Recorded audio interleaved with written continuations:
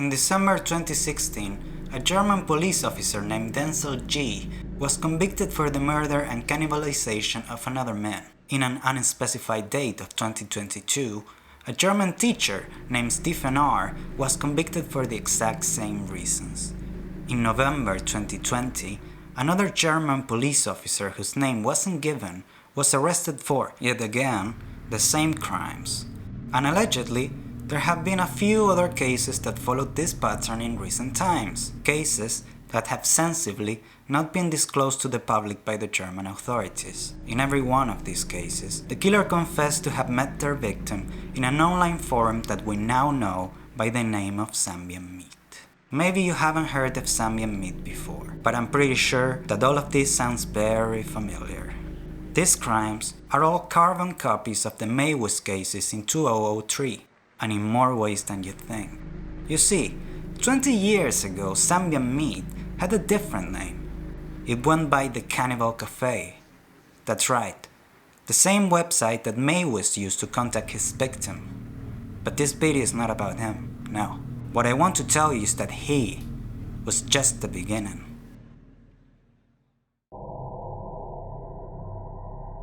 Zambian Meat has existed for at least 20 years under different aliases. At first, it was just a German forum for cannibals to discuss their interests, as well as serving as a liaison for people who wanted to eat someone, and people who wanted to be eaten by someone. But after all the attention that resulted from the Army Maywis case, the site had no choice but to shut down and become yet another bizarre relic from the early years of the internet. However, that was only the first part of an elaborate scheme to keep the website away from the public eye. They never actually dissolved, they just moved to the Onion network. And as you can imagine, during the early 2000s, the deep web wasn't even a concept that we were aware of, so their plan worked out perfectly. They managed to fool the world into thinking they had disappeared, which gave them complete freedom to grow and operate in the shadows. But we're just getting started. This also means that they became the go-to platform for all cannibals across Germany and certain parts of Europe. That is the perfect position for a website like this. Not only because the risk of being traced is almost zero, but for a reason that's much more terrifying. Humor me for a second. I want you to see this from a business perspective. You have no competition. Your clients are willing to risk their freedom just to be on your platform. And every one of them are looking for something that only you can provide. Zambian Meat had an estimate of about 3,000 members, but we only get to hear about the ones that actually committed murder before eating human flesh. Knowing that the percentage of people who are willing to kill someone for sexual gratification is very low, we have no choice but to wonder, what about the rest of them? The thousands of individuals desperate to become cannibals, all concentrated in the same place. From the point of view of a very twisted person, you couldn't ask for a better clientele. You already know what I'm getting at, don't you? Zambian Meat began selling human meat. The way it worked was quite simple, really. It's the same for all websites that offer lives for sale. You know a couple of these kinds of businesses. When Peter Scully got caught after one of the snuff films he produced got leaked, the cat got out of the bag. This man revealed to us that there were many more people who were making a fortune selling snuff films, just like him. That led us to the horrible, but in hindsight, obvious realization that the snuff film industry was just one of the hundreds of websites that dealt with human lives, human trafficking, live torture, and the main focus of this video, the procurement, transportation, and selling of human flesh.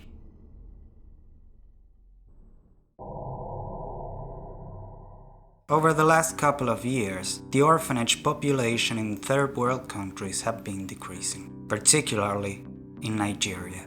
This may seem like something good. After all, having fewer orphans means that they are either being adopted or more children remain with their parents after being born. However, when we pair this with another statistic, we can come to a conclusion that's absolutely terrifying. More than 6% of children in these countries are orphans. In fact, in most cases, even kids that have relatives are still being placed in these kinds of institutions. You understand what this means, don't you? There are more orphans coming in and fewer orphans coming out. It's like once they reach an orphanage, they suddenly disappear. They don't leave behind any traces of having been adopted. Sometimes there isn't even any records of them having entered any of these facilities. Human trafficking has historically been one of the most popular rackets in less developed countries. Me, being from a third world country myself, can attest to that. Almost every person I know has a story about how someone tried to kidnap them when they were little. But Argentina has hardly seen the worst of it. That distinction goes to the southern regions of Africa, where it's one of the biggest sources of income for its many gangs. Of course, we cannot say that the majority of these missing people end up as meat for European cannibals. It's far more lucrative to sell them as slaves or force them to work as prostitutes. But that's no easy task. In order to perform huge operations like those, you would need a lot of resources and contacts. That's what the cartels and mafias do. In Africa, where the economy and living conditions are very poor, you'll hardly find any cartels or big organized crime groups. You get hundreds of too big gangs instead.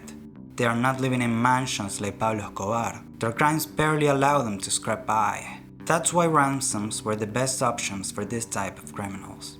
You were guaranteed to get paid. After all, who better than a father to buy his son's life? But that has changed. And the reason is very clear. You're asking money from the poor. You'll never get enough to uncover for the logistics of kidnapping someone and holding them captive. You would have to demand several ransoms at the same time, which would mean having a large number of hostages captive in one place without getting caught. The risk is enormous, and the reward is hardly worth it. Criminals are getting wise to everything I have just said. That's where Zambian Meat comes in. A group of Europeans, most likely from Germany, that frequently travel to Africa. They approach these individuals and offer them 10 times more for one person than whatever they could get from their families. We don't know the logistics or the exact methods. If we did, these people would be in jail. But it is undeniable that human flesh is being sold for hundreds of Bitcoin in an underground cannibal ring. Ask the locals. There had been reports and rumors about it for years, and the discovery of Zambian meat has finally confirmed it. This is the easiest part of the process. It's not uncommon to buy exotic meat from Africa. We're talking snakes, turtles, elephants, specific types of bears, and pretty much everything you can imagine. So naturally, there's no way to tell what's the source of any given meat. You would have to analyze it in a lab, and that never happens, because almost nobody would think you're trafficking human meat. Besides, meat is a huge pillar of international commerce. It wouldn't make sense to examine every single piece that comes from a different country. Logistically speaking, it would cost a lot of money and slow down the whole industry. That's a huge price to pay for a racket that works on such a small scale.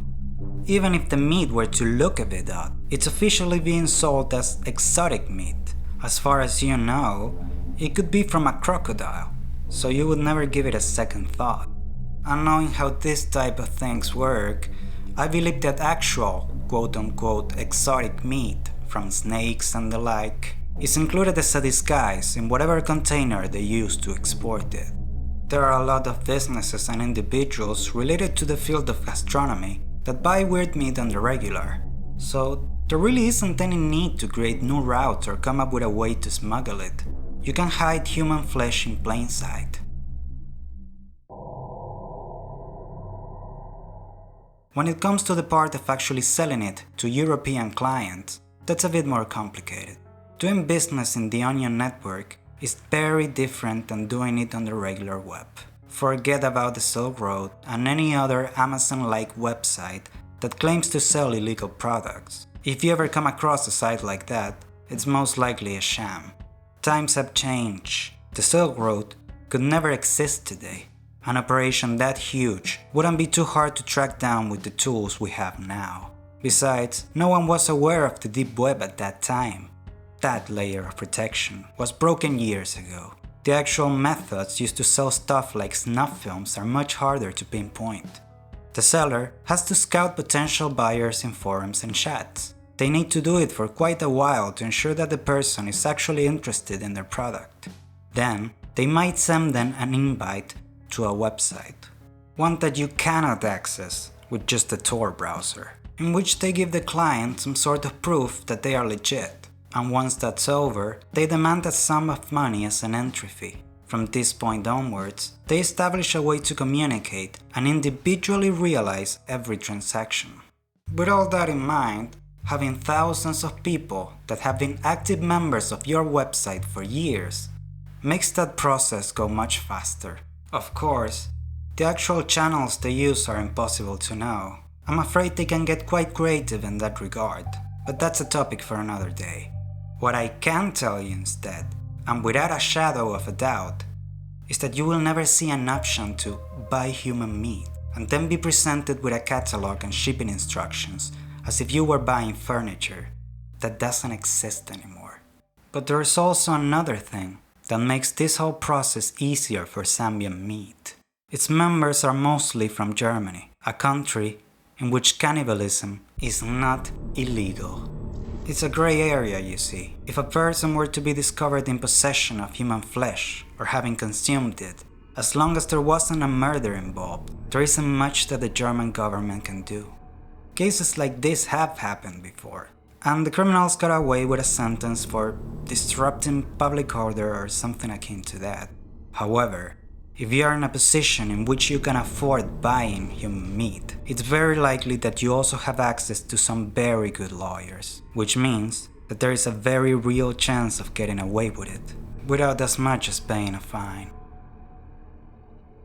There are many more things that we don't know, many gaps that need to be filled. I want you to keep in mind that this is only a theory based on two things. First, on the accounts that were given to me both online and in real life. And second, in all of the years I spent browsing the Onion network, just to understand how these things work. I started doing it when I was 14, now I'm 24. But there have been no arrests. This has not been exposed in any shape or form. Maybe the recent spike of cases of cannibalism in Germany, the fact that they were all connected to Zambian Meat, the thousands of other members on the site, and the kidnapping of undocumented orphans in Africa are not related at all. Maybe the rumors of Europeans coming out of nowhere to buy meat from kidnappers are just that, rumors. But in a world where live torture and snuff films are being sold online for a small fortune, is it really that far-fetched for this to be happening in a cannibal forum that claims to be the #1 source for exotic meats? Thanks for watching, and as always my friend, much love, and I hope you're alright. If I was